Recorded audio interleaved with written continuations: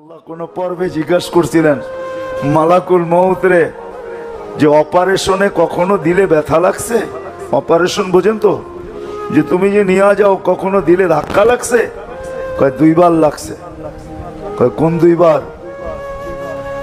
কিতাবে লেখা আছে কোন 2 বার?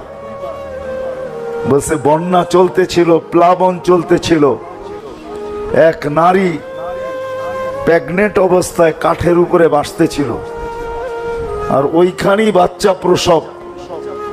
ওই মুহূর্তে আপনি বলছিলেন যে বাচ্চা রেখা মাকে নিয়ে আসো। তখন বড় ধাক্কা লাগছে, চতুর্দিকে তো পানি আর পানি, কাঠের উপরে ভাসমান মাকে যদি নিয়ে যাই তো বাচ্চার কি হবে? তখন একটু ধাক্কা লাগছিল। বলে দ্বিতীয়, সাদ্দাত যখন জান্নাত কমপ্লিট করলো, কারিগররা যখন বলল যে কমপ্লিট, দেখা শুধু সিগনেচার করে দেন। দেখা কি, বাড়ি যখন কেউ বানায় তো বানায় তো রাজমিস্ত্রি, ঠিক না? যখন কমপ্লিট হয়ে যায় তখন মালিককে কি বলে, দেখেন তো ঠিক আছে কিনা, দেখা আমাদেরকে কমপ্লিট বইলা আমাদের বিল পরিশোধ করে দেন, ঠিক না? এই তো বলছে দেখা সিগনেচার করে দেন যে কমপ্লিট। যখন দেখার জন্য দরজায় ঢুকতে ছিল, ডাইন পা হোক আর বাম পা হোক, যেটা ঢুকাইতে ছিল, আল্লাহ বলছেন মাটিতে লাগার আগে উঠায় নিয়ে আসবে। মাটিতে লাগার আগে এরকম ঢুকাইতেছে, মাটিতে লাগার আগে উঠায় নিয়ে আসবে। যে ওই দিন বড় ধাক্কা লাগছে, যে বানাইলো জান্নাত, একটু দেখা গেলে কি হইতো, ঠিক না? একটু দেখা গেলে কি হইতো? একটু দেখতেও দিলেন না। এত খরচ করে বানাইলো, এত ডিজাইনার দিয়ে বানাইলো, আপনার প্রতিযোগী ছিল বটে, আপনার প্রতিযোগিতায় জান্নাত বানায় ফেলছে, কিন্তু একটু দেখতো যে বানাইলো কি। তা আল্লাহ বলে ওই কাঠের উপরে বাচ্চাটাই এই বাচ্চাটা, কাঠের উপরের বাচ্চাটাই এই বাচ্চাটা, যে আমার বিরুদ্ধে জান্নাত প্রস্তুত করছে। এটা আলাদা আলোচ্য বিষয় চলে যাবে, কিন্তু আমি বুঝাইতে চাইতেছি, উঠায় নিয়ে যাবে, পিছনে কি এটাও দেখবে না, সামনে কি এটাও দেখবে না, হুকুম হবে, সীমা রেখায় পা দিবে, উঠায় নিয়ে চলে যাবে। কিন্তু সত্য এটাই হলো যে আমাকে মানুষ গড়তে হবে। মানুষ, শুধু মানুষ হিসেবে জন্ম নিলে হবে না। জন্ম দেওয়া, অস্তিত্ব দেওয়া আল্লাহর দায়িত্ব ছিল। আল্লাহ নিজ ইচ্ছায় মানুষ হিসাবে অস্তিত্ব দিয়েছেন, ঠিক না? অন্য কিছু দিলে কি আল্লাহর বিরুদ্ধে স্লোগান দেওয়া যেত? না, অভিযোগ করা যেত? কোনো অভিযোগ না, কোনো স্লোগান না, সদ ইচ্ছায় মানুষ বানাইছেন। মানুষ বানানো দরকার ছিল, সদ ইচ্ছায় বানায় দিছেন। মুসলমানের ঘরে জন্ম দেওয়া দরকার ছিল, সদ ইচ্ছায় মুসলমানের ঘরে জন্ম দিছেন। সর্বশ্রেষ্ঠ নবীর উম্মত সদ ইচ্ছায় বানায় দিছেন। কিন্তু আমাকে মানুষ হিসাবে করতে হবে। যদি আমি এই কথা বিশ্বাস করি যে আমি আল্লাহর কাছে যাব, আর আমরা সবাই আল্লাহর কাছে যাব, যে আল্লাহর কাছে যাওয়াকে বিশ্বাস করে রব্বে কাবার কসম, তাকে নিজেকে মানুষ হিসাবে গড়তে হবে। আর যদি না গড়ল, তাহলে ওই কথাই সত্য। যদিও মানুষ হিসাবে অস্তিত্ব নিল, সৃষ্টির সেরা হিসাবে অস্তিত্ব নিল, কিন্তু আল্লাহ বলতে বাধ্য, উলাইকা কাল আনআম। মানুষ হিসাবে অস্তিত্ব নিলে কি হবে? তুমি তো মানুষ হইলে না, জানোয়ার হইলে। তুমি তো মানুষ হইলে না, জানোয়ারের চেয়েও অদম হইলে। তুমি তো মানুষ হইলে না, কুকুরের চেয়েও অদম হইলে। তুমি তো মানুষ হইলে না, তুমি তো জাহান্নামের ইন্ধন হইলে, ইন্ধন। সত্য এটাই।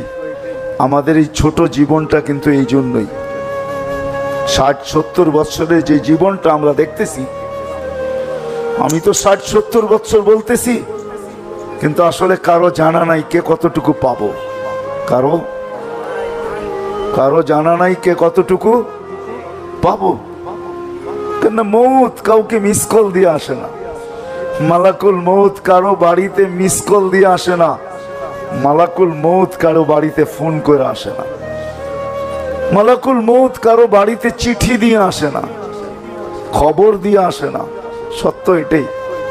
বহুত মানুষের অভিযোগও ছিল যে আমনে একটু বইলা আসলে কি হয়। তো মালাকুল মৌতের উত্তরও আছে, তুমি কত চিঠি চাও। তোমার কাছে চিঠি তো কম আসে নাই। তোমার কাছে চিঠি তো যেদিন তোমার অস্তিত্ব ওদিন তো প্রথম চিঠি তোমার কাছে আসছে সাথে সাথে যে অস্তিত্ব নিছো, তোমাকে মরতেই হবে। কুল্লু নাফসিন যায়িকাতুল মাউত। অস্তিত্ব নিছো, তোমাকে মরতেই হবে। তো প্রথম চিঠি তো এটা ছিল। যেদিন যৌবনে পা দিছো ওদিন তো দ্বিতীয় চিঠি চলে আসছে তোমার কাছে যে যৌবনে পা দিছো মানি তোমার বিরুদ্ধে কলম চলা শুরু হলো। যতদিন পর্যন্ত যৌবনে পা দেয় নাই কলম তার বিরুদ্ধে লেখে নাই, কিচ্ছু লেখে নাই। কলম বিরুদ্ধে চলে নাই, পক্ষে চলছে, বিরুদ্ধে না। যেদিন যৌবনে পা দিছে ওদিন দ্বিতীয় চিঠি, এখন থেকে কলম তোমার বিরুদ্ধে চলতে শুরু করবে। দাড়ি ছিল না তখন একরকম চিঠি, দাড়ি দ্বিতীয় চিঠি ছিল যে দাড়ি চলে আসছে কিন্তু প্রস্তুত হয়ে যাও। দাড়ি চলে আসছে, কাঁচা ছিল, দুই একটা সাদা হতে যখন শুরু করলো তা আরেক চিঠি, এটাও একটা চিঠি। প্রতি ডিসেম্বরে 31 নাইট আমরা হয়তো নতুন বৎসরকে খুশিতে স্বাগত জানাই। আসলে যদি বিবেকমান হইতাম, বুদ্ধিমান হইতাম, ভাবতাম, তাহলে প্রত্যেক 31 নাইট আমার কান্নার ছিল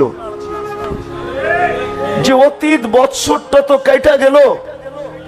এই বৎসরটার ভিতরে আমার কোনো চিঠি ইস্যু না হয়ে যায় যে এই বৎসরই আমার শেষ বৎসর, আর কোনোদিন 31 নাইট আমি চোখে দেখব না। যেমন সূর্য প্রতিদিন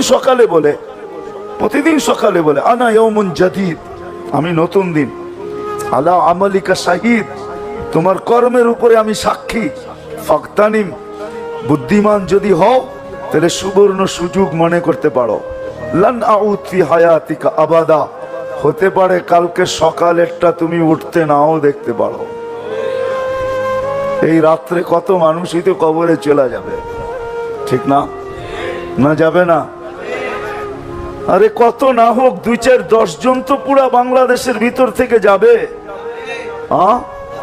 সারা দুনিয়ার থেকে তো 2-10,000 যাবে। তো আর কালকে সকালে সূর্য ওঠা দেখলো না, ঠিক না? তো 31 নাইট কিন্তু আমার খুশির ছিল না, কান্নার ছিল। যদি আমি বুদ্ধিমান হইতাম তাহলে আমি কাঁদতাম, একটা বৎসর তো আমি পার করে দিলাম।